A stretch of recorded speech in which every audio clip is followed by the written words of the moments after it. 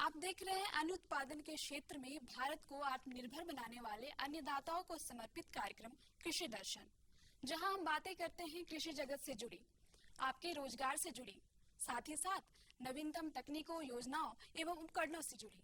आज इस कार्यक्रम की कड़ी में भी बातें होगी कुछ खास, लेकिन हमेशा की तरह सबसे पहले नजर डालेंगे कार्यक्रम के पहले सेगमेंट कृषि समाचार पर। दर्शकों नमस्कार, खबरें खेती के में स्वागत है। खबरों में आगे बढ़ने से पहले जानते हैं आज क्या है कृषि समाचारों में खास। आलू की फसल को निकालते समय बरते सावधानी, सरसों की फसल को तना सड़न रोग के प्रकोप से बचाएं, एवं किसानों के लिए बेहद उपयोगी रोटरी टिलर मशीन। किसान भाई बहनों, अगर आप आलू की खेती कर रहे हैं तो एक आम समस्या से परिचित होंगे। आलू के कंदों को निकालने के क्रम में काफी कंद आधे कट जाते हैं, इसलिए इसके लिए खुदाई यंत्र का इस्तेमाल करें। फावड़े का प्रयोग करना हो तो सावधानी बरतें। इसके अलावा जमीन को थोड़ा नम रखें जिससे कि खुदाई आसानी से हो सके। तो खुदाई के समय जो सावधानियां हैं उनके बारे में बताना चाहूँगी। खुदाई जो है खुरपी के माध्यम से भी कर सकते हैं, कुदाल के माध्यम से भी कर सकते हैं, और एक खुदाई यंत्र भी आता है उसके माध्यम से भी कर सकते हैं। तो जो खुदाई यंत्र के माध्यम से करते हैं उसमें आलू बहुत कम मात्रा में कटता है, यानी कि जो हमारा फसल का उत्पादन है उसकी हानि बहुत कम होती है। यदि ये उपलब्ध नहीं है खुदाई यंत्र तो किराए पर भी ये उपलब्ध होते हैं, तो उन्हीं से खुदाई करवानी चाहिए।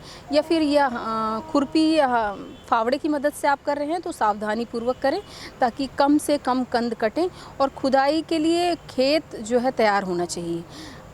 पहली बात तो फसल तैयार होनी चाहिए, फसल पक गई हो, और उसको 10 दिन पहले ही हमें उसका लत्तर काट देना चाहिए ताकि जो छिलका है आलू का है वो मजबूत हो जाए, और उसको मिट्टी में ही रहने देते हैं। फिर 10 दिन बाद हम खुदाई करते हैं। ज़्यादा नमी ना हो, गीली मिट्टी ना हो, सूखा हो खेत, और ज़्यादा सूखा भी ना हो कि मतलब कुदाल या खुरपी चलाने में परेशानी हो।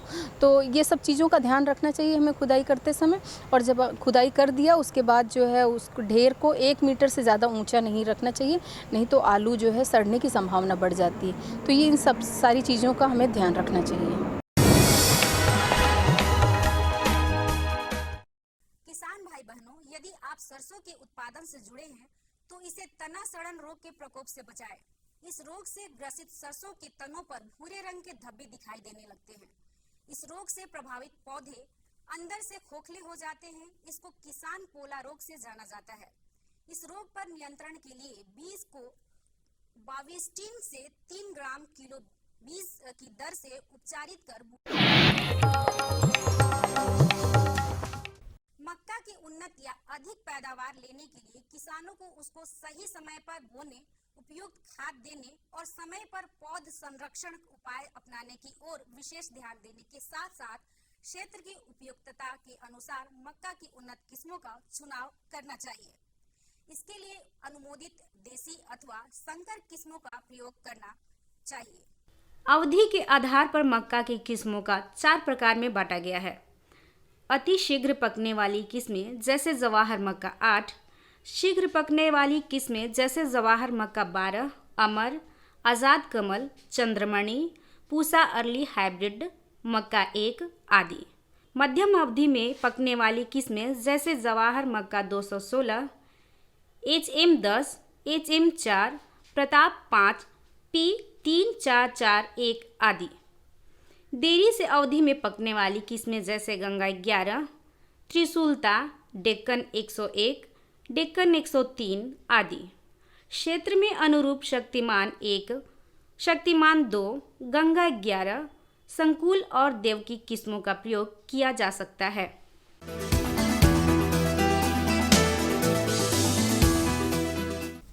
सफलता की इस महत्वपूर्ण कड़ी में आज हमसे जुड़ रहे हैं पटना जिला के प्रगतिशील किसान मुन्ना कुमार। इन्होंने मिर्ची की खेती कर सफलता प्राप्त की है।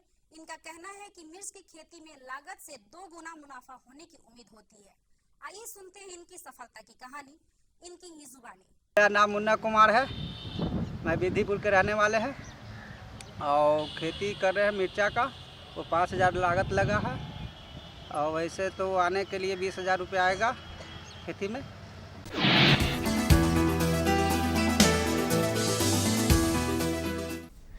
कृषि उपकरण हमारे कार्य को बेहद सरल तो बनाते हैं, साथ ही साथ समय की बचत भी होती है।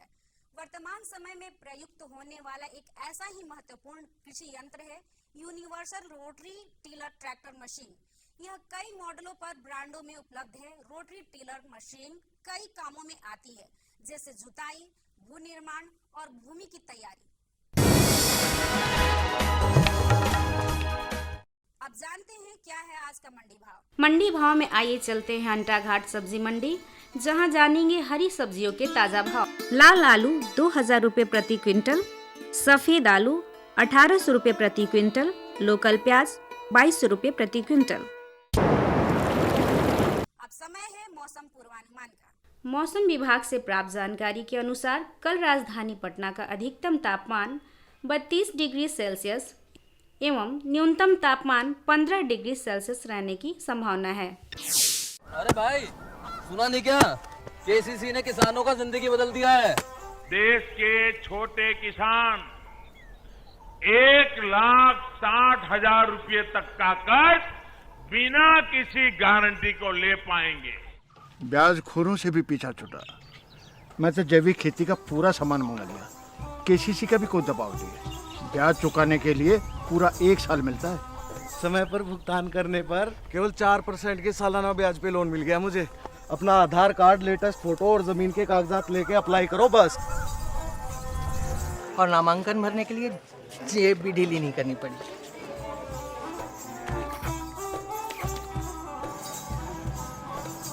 चाचा, उधार चुकाने के 24 घंटे के बाद उतने ही पैसे वापस निकाल सकते हैं। केसीसी ने किसानों की जिंदगी वाकई बदल दी है।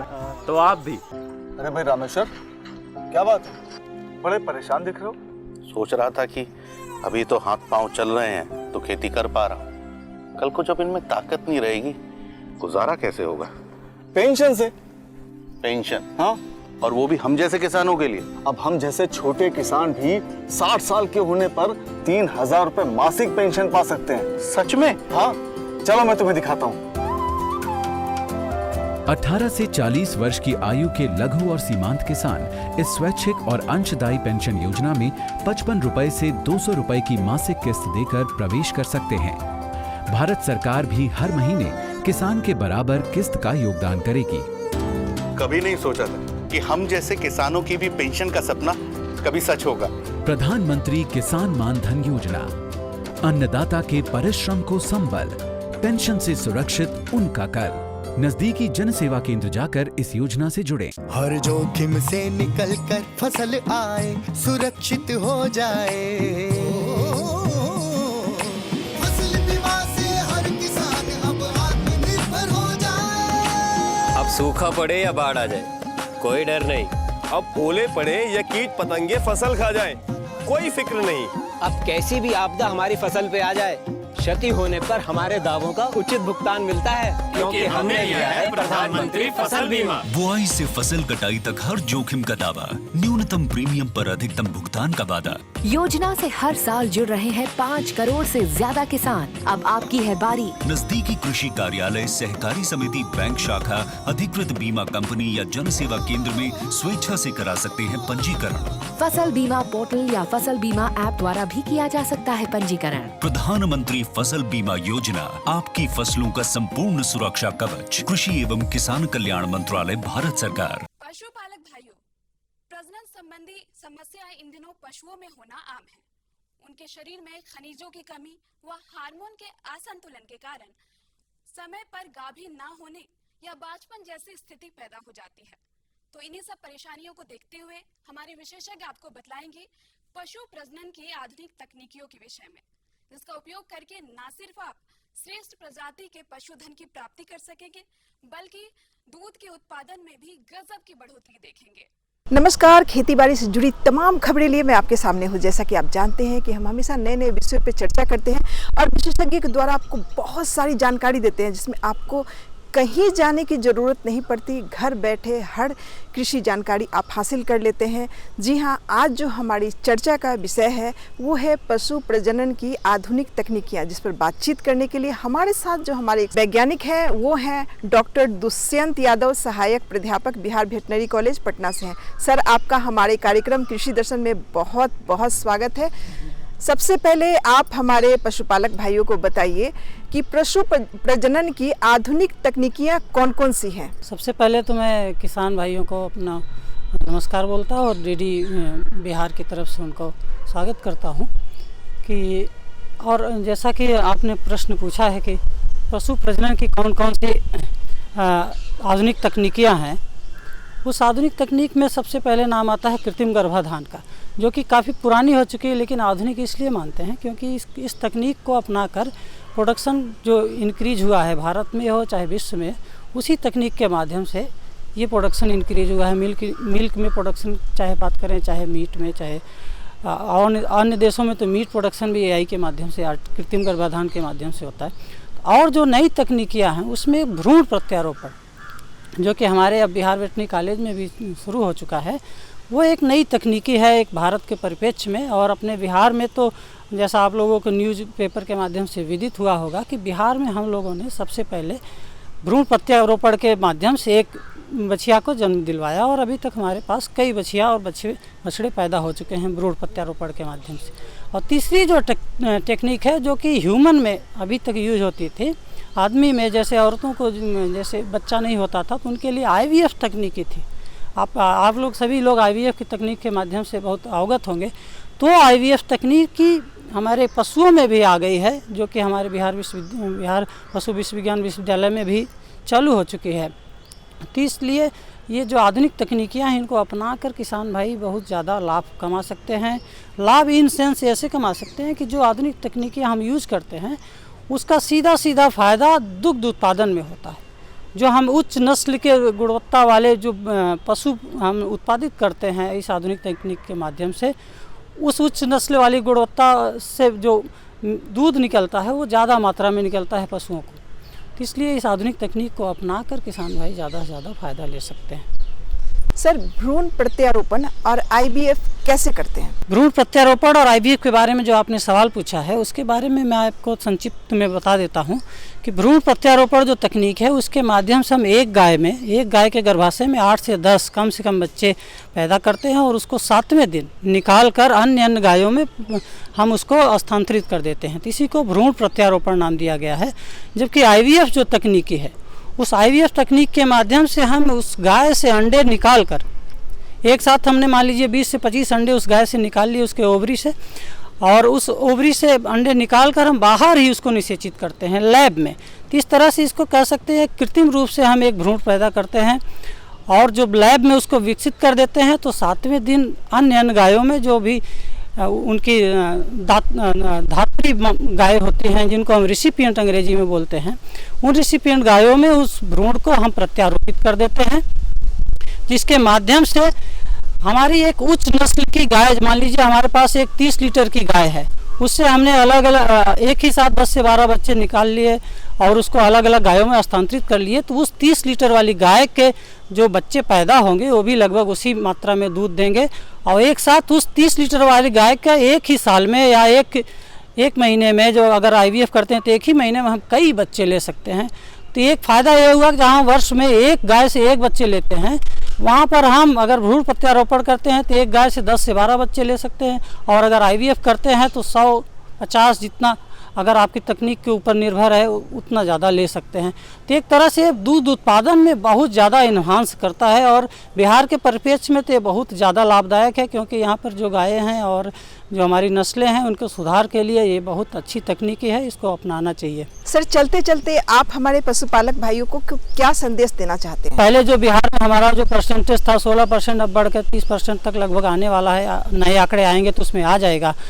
और दूसरा कि कृत्रिम गर्भाधान के अलावा जो भ्रूण प्रत्यारोपण तकनीकी है जो हमारे विश्वविद्यालय में शुरू हो चुकी है, उसको अपनाएं। आईवीएफ की जो तकनीक है उसको अपनाएं, जिससे आपके जो पशुओं का दुग्ध उत्पादन आप बहुत अच्छे तरीके से बढ़ेगा। आप देखेंगे कि आप जो 10 लीटर वाली गाय आप पालते थे या 5 लीटर वाली गाय, उसका उत्पादन दुगना से ज़्यादा हो जाएगा। तो आपको लिए मेरा ये संदेश है, सभी पशुपालकों से मेरा ये विनम्र आग्रह है कि जितनी भी आधुनिक तकनीकें आती हैं उसमें आप उसको निसंकोच रूप से अपनाएं, न कि उसको फेल्योर के रूप में देखें। और उसको हमारे जो पशु विज्ञान विश्वविद्यालय की तरफ से जो भी कार्यक्रम चलाए जाते हैं या बिहार सरकार की तरफ से जो भी कार्यक्रम चलाए जाते हैं उसको जानें, उसकी वेबसाइट पे जाएं, उसके जो मोबाइल में आप देखते हैं उसको सर्च करें, वहाँ पे खोजें कि कौन कौन सी तकनीकियाँ हैं और उस माध्यम से आप उसको अपना सकते हैं। सर, आप हमारे पशुपालक भाइयों को इतनी अच्छी जानकारी दी, इसके लिए आपका बहुत बहुत धन्यवाद सर।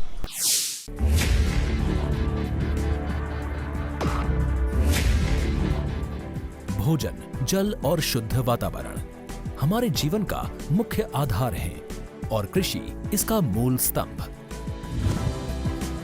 पिछले 60 वर्षों में विज्ञान आधारित कृषि का व्यापक प्रसार हुआ है।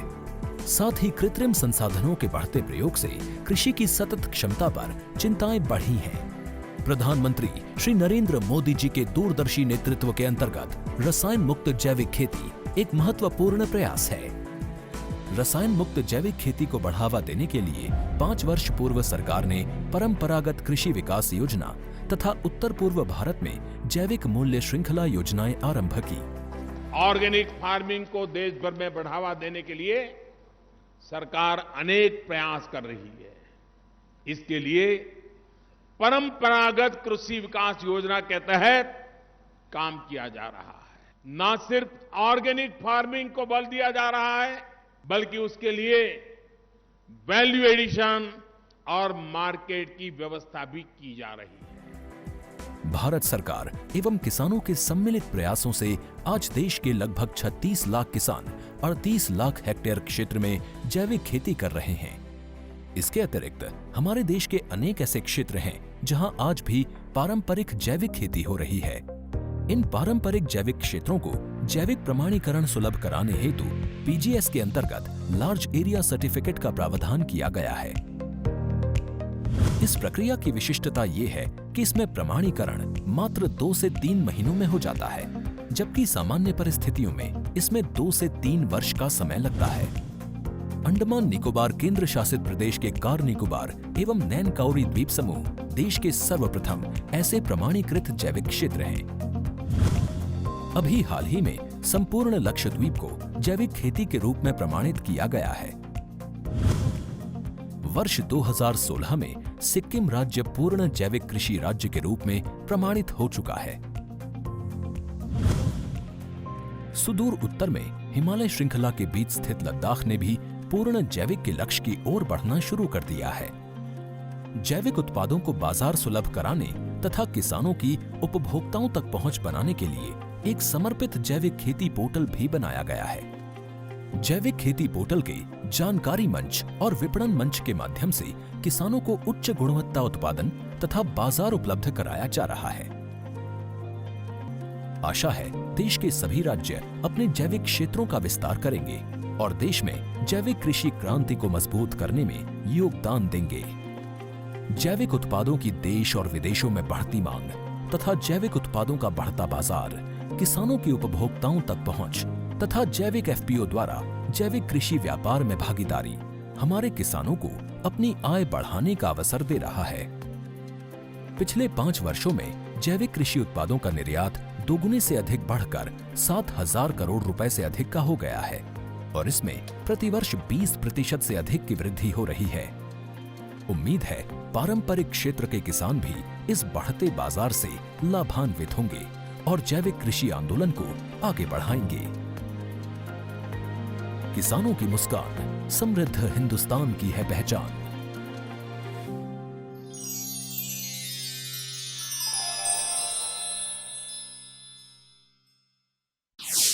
मछली जल की रानी है, जीवन उसका पानी है। ये कहावतें आपने बचपन में खूब सुनी होंगी। जी हाँ, ये 100% सत्य भी है। मछलियाँ ठंडे खून वाली होती हैं, इसलिए वे जिस पानी में रहती है उसी के तापमान को मानते हैं। पानी की गुणवत्ता मछलियों के विकास, भोजन अथवा प्रजनन क्षमता पर भी असर डालती है। अब जब विकास पर असर पड़ेगा तो उनकी मृत्यु दर में भी इजाफा हो सकता है। तो कार्यक्रम में आगे बढ़ते हैं और जानते हैं अपने विशेषज्ञ से, जो हमें बतलाएंगे मछली पालन में जल प्रबंधन के महत्व के विषय पर। किसान बंधुओं नमस्कार। एक बहुत ही आसान कहावत हम लोगों के बीच में प्रचलित है कि पानी के बिना जीवन के बारे में नहीं सोचा जा सकता। अगर ये बात हम मछली के बारे में कहें तो पानी में ही मछली का प्राण बसता है। कई किसान बंधु इस बात को समझते हैं और वो जल का अच्छा प्रबंधन करते हैं ताकि जिस उद्देश्य से वो मछली पालन कर रहे हैं उसकी पूर्ति की जा सके।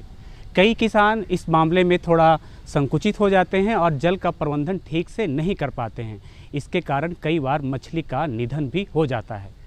तो इसलिए किसान बंधुओं आज हम चर्चा करने जा रहे हैं मछली पालन में जल प्रबंधन के महत्व के बारे में। इस विषय पर और अधिक जानकारी देने के लिए आज हमारे साथ हैं मत्स्य महाविद्यालय किशनगंज के सहायक प्राध्यापक तपस पॉल। तपस जी, आज के कार्यक्रम में आपका बहुत बहुत स्वागत है। और इस सवाल के साथ कार्यक्रम की शुरुआत कर रहा हूँ कि चूँकि जल बहुत ज़रूरी है, तो जब वो हमारे जो किसान हैं वो किस तरह से जल का प्रबंधन करें ताकि जिस उद्देश्य से वो मछली पालन कर रहे हैं उसमें उन्हें सफलता मिले। जैसे आपको पता है कि एक तालाब में अगर आप मछली पालन करने जा रहे हैं तो उसके लिए जो पानी का महत्व बहुत ज़रूरी है, क्योंकि पानी में जो हमारा तापमान, आपका पानी का गहराई, पानी का कलर, रंग, उसके बाद उसका पीएच, उसका एमोनिया लेवल, ये सब जो है जो पानी का आपको निर्भर करता है कि मछली का कितना विकास होगा। जैसे एक छोटा सा आप अगर हम उदाहरण लेंगे पीएच, जो कि हमारा ऑप्टिमम जो आपका अनुकूलतम परिमाण रहता है वो है कि 6.5 से लेके 8.5 तक। अगर आपका 6.5 के नीचे आ जाएगा तो मछली आपको ठीक से विकास नहीं हो पाएंगे। तो उस समय आपको उस 6.5 के ऊपर लेके जाने के लिए आपको चूना डालना पड़ेगा। और चूना भी आपको जो डालना पड़ेगा उसमें भी आपको देखना पड़ेगा कि आप कौन सा समय पे दिन पे वो जो पीएच है वो आप माप रहे हैं। और अगर आपका पीएच कम होते जा रहा है तो आपको चूने का परिमाण बढ़ाना पड़ेगा। और जैसे आपका मान लीजिए एमोनिया है, जिसका आपका पानी में जो दो तरीके का एमोनिया रहता है, एक संगठित एमोनिया और एक आपका जो आयोनाइज्ड एमोनिया है। जो संगठित एमोनिया है वो मछली के लिए बहुत हानिकारक है और उसका परिमाण जो होना चाहिए वो <1 ppm बोलते हैं, उसका होना चाहिए। अगर उससे ज़्यादा है तो आपको पानी में बहुत सारे चीज़ करना पड़ेगा जिसके लिए उसका एमोनिया लेवल को कम करे। जैसे कि आपको पहला चीज़ ये है, आपको पता होगा जैसे एमोनिया है, वो एमोनिया हमारा कब आता है? जब मछली खाना खाता है, जब खाना छोड़ता है, खाना खाने के बाद तभी वो एमोनिया पानी में आता है। तो आपको अगर एमोनिया को कम करना है तो पहला चीज़ ये है कि मछली को खाना कम देना पड़ेगा। दूसरा चीज़ ये है कि मछली को आपको उस तालाब में ऑक्सीजन का परिमाण बढ़ाना पड़ेगा और उस तालाब का पीएच को कम करना पड़ेगा, क्योंकि पीएच अगर ज़्यादा बढ़ेगा तो एमोनिया भी बढ़ेगा। और दूसरा चौथा चीज़ ये है कि उस पानी में आपका जो मछली का स्टॉकिंग होता है वो भी आपको कम करना पड़ेगा। दूसरा एक एग्जांपल, जैसे तापमान हम बोले, तापमान जैसे हमारे कार प्रजाति मछली के लिए जो तापमान अनुकूलतम है वो है 24 से 30 डिग्री। अगर उससे नीचे या उससे ऊपर हो रहा है तभी आपको तापमान को ठीक ऑप्टिमम लेवल में लाना चाहिए। तो ये सब सारे बहुत सारे चीज़ें हैं जो कि एक कृषक बंधु देखना चाहिए जब आपका तालाब में मछली पालन कर रहा है। सर, आपने बहुत महत्वपूर्ण बात आपने बताई कि गहराई, तापमान, ये सब मेंटेन रहना चाहिए। तो एक सवाल ये हमारे किसान बंधु जानना चाह रहे होंगे कि जो गहराई है वो न्यूनतम कितनी होनी चाहिए? और दूसरी बात कि सर, जब चूँकि किसान सुबह शाम ज़रूर उसको निरीक्षण के लिए जाते हैं तालाब पे, तो किन चीज़ों का उन्हें ध्यान रखना चाहिए कि ऑक्सीजन लेवल ठीक है नहीं है, और इसका किस तरह वो नियंत्रित रखने के लिए क्या उनको करना चाहिए?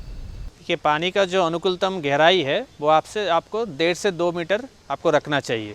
और दूसरा जो बात आपने जो पूछा है कि कैसे एक अगर कृषक बंधु अगर उनका तालाब में जा रहा है तो उनको क्या क्या चीज़ देखना चाहिए, तो सबसे पहला मेरा सुझाव ये होगा कि आप अगर तालाब में जा रहा है तो आपको तालाब में सुबह जाना चाहिए।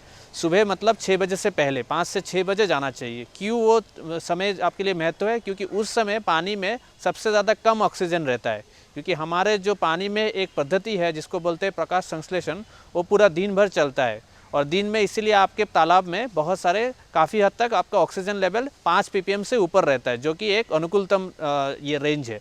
अगर उससे कम हो जाएगा तो पानी तब मछली स्ट्रेस पे आ जाता है ऑक्सीजन के लिए। तो आप अगर सुबह जाएंगे, आपका 5 से 6 बजे के बीच अगर आप उस तालाब में जाएंगे, तब आपको पता चलेगा कि उस तालाब का ऑक्सीजन लेवल कितना है। अगर ऑक्सीजन लेवल कम होगा तो आप देखेंगे कि मछली ऊपर आ रहा है, सतह पे आ रहा है मछली, इसका मतलब यह है कि उस पानी में ऑक्सीजन लेवल कम होता जा रहा है। और उस टाइम पे क्या होगा, ऑक्सीजन लेवल कम होगा तो कार्बन डाइऑक्साइड बढ़ता जाएगा। तो आपको अगर पीएच भी आपका मापना होगा तो पीएच भी आपको उसी समय मापना चाहिए, सुबह के टाइम पे जब पीएच आपका सबसे कम रहता है, क्योंकि दोपहर के टाइम पे आपका पीएच मापने से ज़्यादा मिलेगा। तो आप अगर उस टाइम पे आप तालाब में जाएंगे तो आप अगर उस टाइम पे आप चूना भी डालेंगे तो आपका वो करेक्ट नहीं आएगा। तपस जी, अभी धीरे धीरे वातावरण का तापमान बढ़ेगा, ऐसे में हमारे किसान बंधुओं को क्या करना चाहिए? उनको कितने समय के बाद पानी को बदल देना चाहिए? और एक बात, पानी के कारण क्या तालाब में या मछली को किसी रोग होने की संभावना होती है? अगर रोग इस कारण लग भी जाए तो किस तरह नियंत्रित कर सकते हैं? देखिए, आप सही बोले कि अभी जैसे हमारा जितना भी फरवरी से बाद आप मार्च, अप्रैल, मई, जून जो आएगा उसमें आपका तापमान धीरे धीरे बढ़ता जाएगा। तो आपको अगर कृषक बंधु को देखना चाहिए कि कंटिन्यूअस आपका तालाब में कुछ दिन बाद 15 दिन बाद उसका तापमान देखना चाहिए कितना हो रहा है पानी का। और उसमें अगर पानी का तापमान ज़्यादा बढ़ रहा है तो आपको उसमें मीठा पानी बाहर से भी आप डाल सकते हैं, ताकि और उसमें पानी का संचरण होता रहे, ताकि आपका पानी में ऑक्सीजन लेवल मेंटेन होता रहे। ये एक सबसे पहला इंपॉर्टेंट चीज़ आप कर सकते हैं। और आपको ये भी पता होना चाहिए कि जैसे पानी का ये जो जितना भी हमने बोला है कि तापमान हो गया, पीएच हो गया, एमोनिया हो गया, या उसके बाद आपका गहराई हो गया, या आपका जो भी क्षारीयता हो, अम्लीयता हो, वो सब की वजह से बहुत सारे रोग भी मछली को होता है।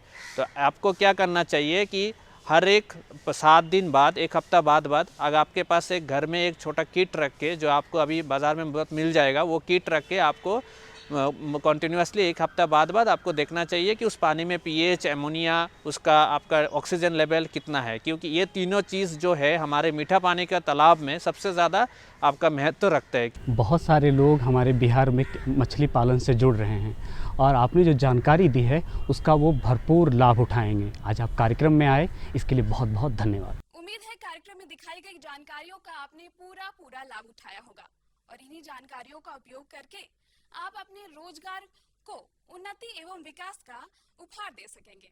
तो कार्यक्रम में बस इतना ही। जुड़े रहिए कृषि दर्शन के साथ और हमें दे दीजिए इजाजत। नमस्कार।